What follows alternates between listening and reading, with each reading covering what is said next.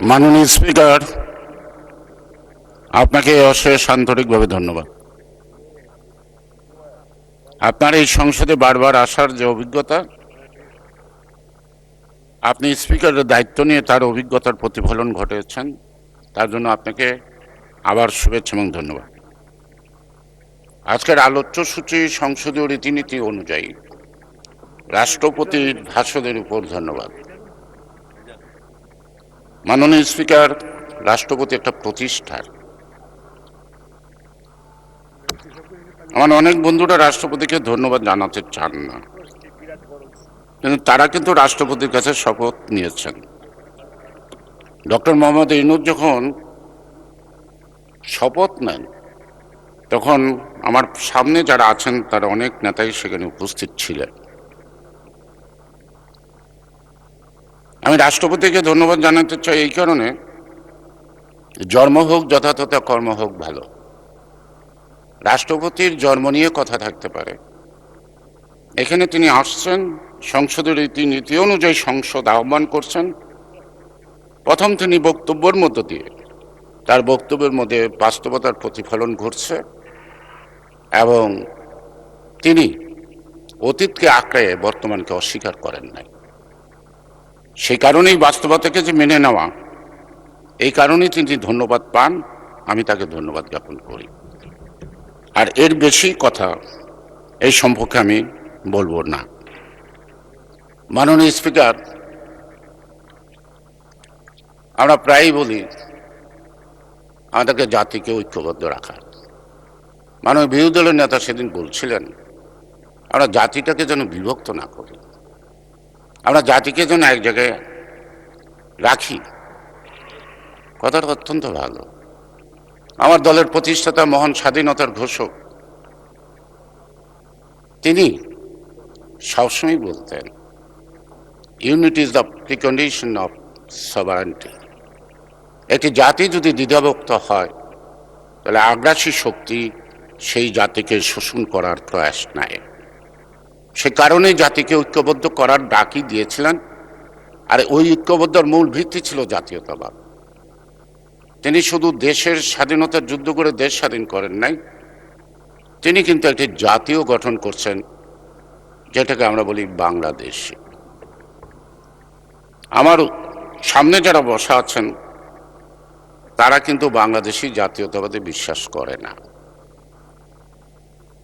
সুতরাং জাতীয়তাবাদী চেতনাতেই আমার দেশাত্মবোধ, আর দেশাত্মবোধ থেকে আমার দেশপ্রেমের সৃষ্টি হয়। সেই কারণেই শহীদ জিয়াউর রহমানকে স্মরণ করা নয়, শহীদ জিয়া সবসময় আমাদের কর্মের মধ্যে স্মরণ। তার পথ যদি আমি চলি, তাকে যদি ভুলে যাই, তাহলে আমি বাংলাদেশটাকে ভুলে যাব। আমি তাকে যদি ভুলে যাই, তাহলে আমি গণতন্ত্রের কথা ভুলে যাব। আমি যদি তার কথা ভুলে যাই, তাহলে আমার মধ্যে দেশপ্রেম বলতে কোনো জিনিস অবশিষ্ট থাকবে না। আমার নেতা জিয়াউর রহমান, তিনি কিন্তু সমালোচনায় বিশ্বাস করতেন, মারাত্মকভাবে করতেন। চাটুকারিতা, মোসাহেবি, অথবা অতিমাত্রায় আমরা অনেক সময় কাউকে প্রশংসা করতে করতে মানুষকে দেবতা বানিয়ে ফেলি। কিন্তু জিয়াউর রহমান এটা পছন্দ করতেন না। তিনি বলতেন, criticism is a beauty of democracy. অর্থাৎ সমালোচনা থাকবে, সমালোচনার মধ্য দিয়েই আমরা একটা ঐক্যমতে আসবো। নানা দল থাকবে, নানা পথ থাকবে, নানা মত থাকবে, সেইখান থেকে আমার দেশের প্রশ্নে আমি একটা সিদ্ধান্তে আসব।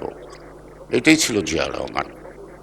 আমার সৌভাগ্য হয়েছে যে জিয়াউর রহমানের ২৬ তারিখের কথা শুনি নাই, আমি তার ২৭ তারিখের ভাষণ রেডিওতে রাত্রি 11:30টায় আমার কানে এসছে। আমি ২৮ তারিখে আমি আমার এলাকায় গিয়ে তার আহ্বানে মুক্তিযুদ্ধে অংশগ্রহণ করি। 25শে রাতের ঘন রাতকে যখন চারিদিকে গোলাগুলি চলছিল, কানে আসছিল, আমরা পুরাতন শহরের একটি দ্বিতল বাড়িতে, সেখানে অনেক বড় বড় রাজনীতিবিদ ছিলেন। তারা একজন এবং এমপি এমএনএ ছিলেন। তারা 32 নম্বরের শেখ মুজিবের টেলিফোন নাম্বারটা দিয়ে আমাকে টেলিফোনটা কানেক্ট করতে বললেন। আমি টেলিফোনটা কানেক্ট করলাম এবং তিনি কথাও বললেন। একজন কথা বলার পরে ধপাস করে তিনি সোফায় বসে পড়লেন। আমি বললাম, দাদা কি হইল?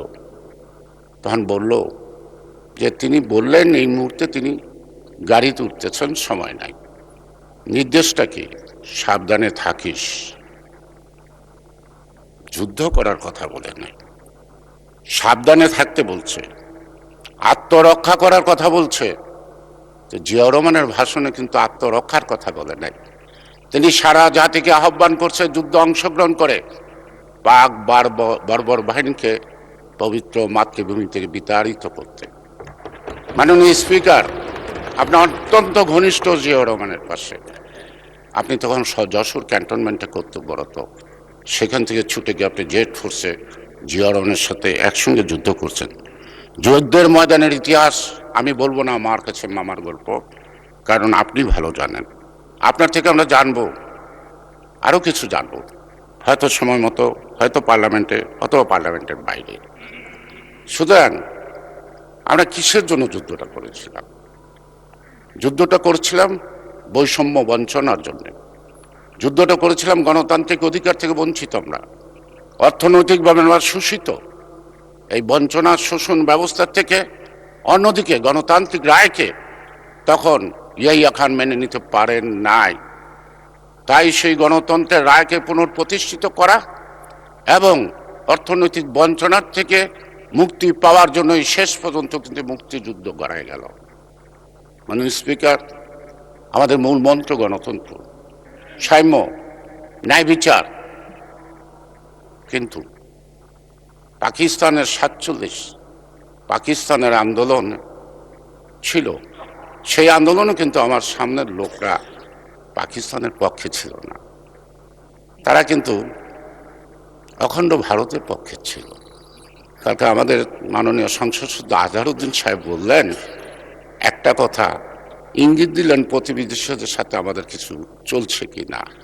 প্রতিবেশীদের সম্পর্ক তো আপনাদের ব্রিটিশ আমলে, আমাদের না। সুতরাং 47 নিয়ে গর্ব করার মতো আপনাদের কিছু নাই।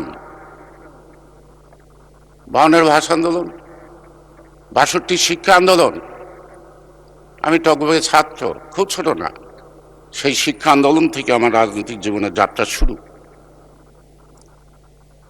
শুরু। আমি দীর্ঘ পথ চললাম প্রায় 64 বছর। এখন মনে হয় অনেক সাগর পাড়ি দিয়ে মনে হয় সৈকতেই পড়ে আছি। রাজনীতি এখনো শিখতে পারি নাই, রাজনীতি এখনো বুঝতে পারি নাই আমরা কখন কি কথা বলি, কোন কাজটা করি। অনেক গরমিল পাই, আন্তরিকতার অভাব পাই। সেই কারণেই বারবার জিয়াউর রহমানকে মনে পড়ে, সেই কারণেই বারবার মনে পড়ে খালেদা জিয়াকে। সেই কারণেই খালেদা জিয়াকে যদি ভুলে যাই, আন্দোলন সংগ্রামে উদ্দীপনাটা মরে যায়। আমাদের আন্দোলন শেষ হয় নাই, আমাদের সংগ্রামও শেষ হয় নাই। শহীদ রাষ্ট্রপতি জিয়াউর রহমান একদিন বলেছিলেন, একটি কর্মী সভা, একটা জাতির মুক্তিযুদ্ধ শুরু হয়, তার সমাপ্তি হয়। আমরা যুদ্ধ শুরু করেছিলাম 26 মার্চ থেকে, আমরা সমাপ্ত করছি 16 ডিসেম্বর। কিন্তু জাতির মুক্তি এখনো আসি নাই। এই জাতির মুক্তি আসবে যতদিন দেশ আছে, যতদিন জাতি আছে। প্রেক্ষাপটের পরিবর্তন হবে, জলবায়ুর পরিবর্তন হবে, রাজনৈতিক ভাবনার পরিবর্তন হবে, নতুন প্রজন্মের নতুন আকাঙ্ক্ষার সৃষ্টি হবে। সেই আকাঙ্ক্ষাকে আমাদেরকে অ্যাড্রেস করতে হবে অতীতের অভিজ্ঞতার আলোকে। আমরা অতীত থেকে বর্তমান আছি, বর্তমান থেকে ভবিষ্যতে যাব। আমরা অতীতকে ভুলেও থাকবো না, আবার অতীতকে আঁকড়েও থাকতে পারবো না। কারণ আমাদেরকে একজন গ্লোবালাইজেশন, আজকে পৃথিবীর সাথে আমাদেরকে চলতে হবে। আমাদের সকলের সাথে অর্থনৈতিক কারণে বন্ধুত্ব থাকবে, কিন্তু দাসত্ব থাকবে না। আমরা প্রতিবেশীর সাথে বন্ধুত্ব করব তো, কিন্তু স্বামী স্ত্রীর সম্পর্ক না, সমমর্যাদার ভিত্তিতে। স্বাধীন বাংলাদেশ, সার্বভৌম বাংলাদেশ আমার জাতীয় স্বার্থকে বিসর্জন দিয়ে নয়। মাননীয় স্পিকার, আমার আপসীর নেত্রী বেগম খালেদা জিয়া কে ওবায়দুল কাদের বলেছিল, ক্ষমা চাইতে। সেদিন সোহরাওয়ার্দী উদ্যানে একটি সভা ছিল বড়, অনেক লোকের সমাগম। আমি সেদিন উচ্চকণ্ঠে বলেছিলাম ওবায়দুল কাদেরকে, বেগম খালেদা জিয়া ক্ষমা চাইবে এমন মানুষ বাংলাদেশে নাই যার কাছে ক্ষমা চাইতে পারে। আমি তখন আমার নেত্রীকে উদ্দেশ্য করে বলছিলাম, ম্যাডাম, বাংলাদেশের মানুষ এতদিন জানতো আপনি আপসহীন, বাংলাদেশের মানুষ এখন জানে আপনি mother of democracy. As a mother of democracy E should not compromise at the cost of democracy. সুতরাং আমার নেত্রী বেগম খালেদা জিয়া গণতন্ত্রের সাথে আপোষ করেন নাই। আমাদের অনেক বন্ধুরা বলছে আপনারা পালিয়ে যান নাই। না, আপনারা পালিয়ে যান নাই। কারা পালিয়ে গেছে? ১/১১ এ কথা বললে আবার আমার এই অঞ্চলেরও কিছু লোক বিব্রত বোধ করবেন। সামনের লোকটা বিব্রত বোধ করবেন কিনা আমি জানি না। ১/১১-এর বিরুদ্ধে রুখে দাঁড়িয়েছিলাম আমি, গয়েশ্বর রায়। সর্বপ্রথম যখন সংস্কারের ট্যাবলেট বিক্রি শুরু করলো বিহারী আমিন, মেজর জেনারেল আমিন, যখন সংস্কারের ট্যাবলেট বিক্রি শুরু করলো ব্রিগেডিয়ার জেনারেল বাড়ি, ফখরুদ্দিন মঈনুদ্দিন চক্রান্ত বিরাজনীতিকরণের, আমাদের অনেক নেতা ভয়ে ভীত হয়ে দলে দলে একসঙ্গ হলো। খালেদা জিয়াকে পরিত্যাগ করলো, তার ডাকে সাড়া দিল না। সেদিন তৃণমূলের নেতাকর্মী, জনসাধারণ খালেদা জিয়াকে শক্তি জোগালো।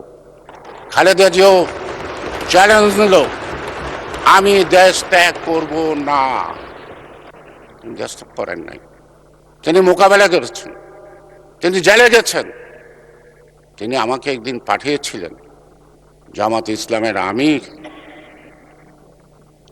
জনাব মতিউর রহমান নিজামীর কাছে। সেখানে অ্যাডভোকেট কামরুজ্জামান সাহেব ছিলেন, সেখানে কাদের মোল্লা সাহেব ছিলেন। আমি ম্যাডামের অ্যাপ্রোচটা বললাম যে এই মুহূর্তে আপনাদের সহযোগিতা উনি কামনা করেন। মতিউর রহমান সাহেব খুব ভদ্রলোক, খুব নম্রভাবে কথাবার্তা শুনে বললেন যে আমাদের সেক্রেটারি জেনারেলের সাথে দাদাবাবু একটু কথা বলেন। আমি পাশেই পেয়ে গেলাম সংগ্রাম অফিস, গেলাম। আমি যখন আলী হাসান মুজাহিদকে বললাম, তিনি যেই শব্দটা বললেন এই পার্লামেন্টে আমি উচ্চারণ করতে পারছি না, তারা একটা বিবৃতি দেয় নাই। তারা বলেছে তারেক রহমান খালেদা জিয়ার অপকর্মের দায় জামাত ইসলাম নেবে না। আমি পরে আবার ফেরত আসলাম নিজামী সাহেবের কাছে। তিনি একটু বিব্রত বোধ করলেন, বললেন দাদা যান, আবার আসবেন, আবার কথা হবে। আমরা কিন্তু তাদের বিচার যখন হয়, আমার নেত্রী বেগম খালেদা জিয়া বারবার বলেছে তাদের উপর যেন ইনজাস্টিস না হয়, বিচারে যেন স্বচ্ছতা থাকে, বিচার যেন প্রশ্নবিদ্ধ না হয়। এক পর্যায়ে তিনি মুক্তিও চাইছেন।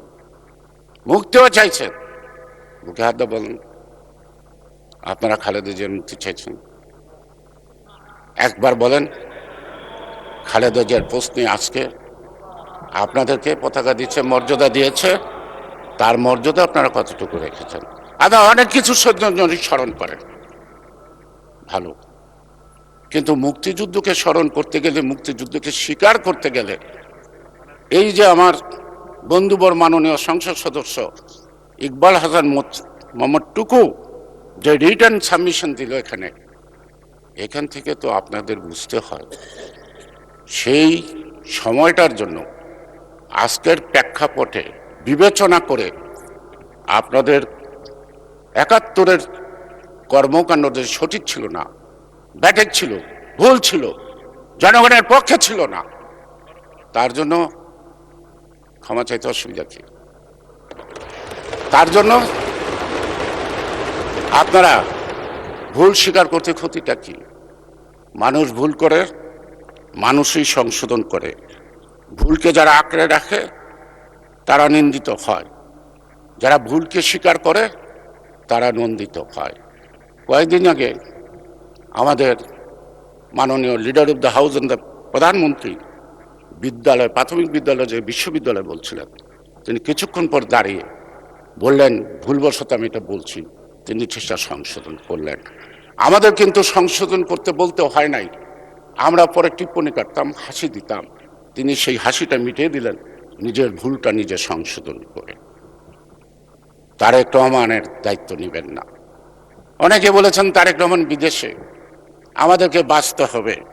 আমি সর্বদাই বলতাম, নেতা কাছে কিংবা দূরে সেটা বিষয় না, নেতা সঠিক সময়ে সঠিক সিদ্ধান্ত দিতে পারাটাই নেতৃত্ব। আজকে তা প্রমাণ হয়েছে। আমি সংক্ষেপ করে আনবো, মাননীয় স্পিকার, আজকে জুলাই নিয়ে কথা উঠছে, 24 দুইটি আন্দোলন হয়েছে ছাত্রদের, সাধারণ ছাত্রদের কোটা বিরোধী, এটা ভিপি নুরের নেতৃত্বে। পরবর্তী পর্যায়ে আজকে যারা এখানে মাননীয় সংসদ সদস্য হিসেবে আছেন, যারা সেদিন ডিবি হিসেবে আটক ছিলেন, আপনাদের সাথে বিএনপির অনেক নেতা আটক ছিল। আপনারা আন্দোলন শুরু করার পর 4 জুলাই আমাদের নেতা জনাব তারেক রহমান বৃহস্পতিবার সন্ধ্যা 6টায় জরুরি সভা ডাকলেন। সেই জরুরি সভায় আমরা অনেক বিচার বিশ্লেষণ করে আমরা এতদিন সাধারণ ছাত্রদেরকে আকৃষ্ট করতে পারিনি আমাদের আন্দোলনে। সেই কারণে আমরা ভাবলাম দায়িত্বশীল গণতান্ত্রিক দল হিসেবে বিএনপিকে অবশ্যই তাদেরকে সমর্থন দিতে হবে। 7:30টায় আপনারা প্রেস নোট পেয়েছেন, সেই প্রেস নোটে আমরা প্রথম নৈতিক সমর্থন দিলাম এই বৈষম্য বিরোধী আন্দোলনের পক্ষে, আন্দোলনের পক্ষে। যেদিন আপনারা ঢাকা মার্চ দিলেন, সেদিন আমরা তড়িৎ সিদ্ধান্ত নিলাম, সিদ্ধান্ত নিয়ে আমরা ঘোষণা করলাম সর্বাত্মক সহযোগিতা। মাননীয় স্পিকার, যারা সংসদে আসছেন তারাই বৈষম্য বিরোধী আন্দোলন করছেন। আপনাদের সহকর্মী প্রাইভেট ইউনিভার্সিটির ছাত্র, কলেজ, কিশোর কিশোরীরা আপনাদের সাথে আন্দোলন করে নাই? করেছে। আপনাদের সাথে ডিবি অফিসে অ্যাডভোকেট নিপুণ রায়চৌধুরী আটক ছিল না? ছিল। তার কন্যা অগ্নিলা রায় গ্রিন হেলার স্কুলের ক্যাপ্টেন হিসেবে পুরা স্কুলের ছাত্রদের দিয়ে রাস্তায় নেমে গণভবন পর্যন্ত গেছে। আমরা তো দাবি করি না। এটা বলা হয় রণনীতি, রণকৌশল। রণনীতিটা আমার ফেসিবাদকে হাত থেকে মুক্ত হইতে হবে, রণকৌশলটা অবস্থার পরিপ্রেক্ষিতে পরিবর্তনশীল হবে। আমরা বলেন বালির ট্রাক সরাইতে পারি নাই, এমন অপবাদ দেন। আবার আপনারা মাননীয় সদস্য,